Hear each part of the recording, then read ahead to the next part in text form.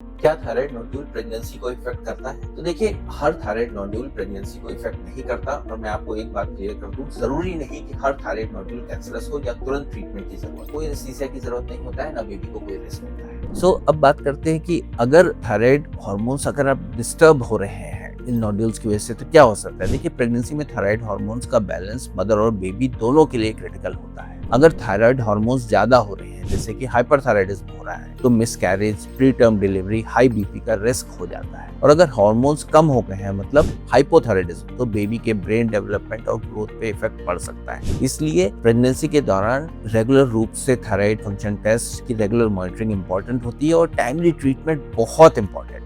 अब बात करते हैं ट्रीटमेंट अप्रोच ड्यूरिंग प्रेगनेंसी, कि अगर थायराइड नोड्यूल प्रॉब्लम दे रहा है तो हमको क्या सर्जरी करानी चाहिए ड्यूरिंग प्रेगनेंसी? देखिए, ज्यादातर केसेस में प्रेगनेंसी के दौरान सर्जरी अवॉइड की जाती है, क्योंकि एनेस्थीसिया और ऑपरेशन दोनों बेबी के लिए रिस्क क्रिएट करते हैं। थायराइड कैंसर यूजुअली एक स्लो ग्रोइंग कैंसर होता है, इसलिए कैंसरस केसेस में भी ट्रीटमेंट डिलीवरी के बाद ही होता है।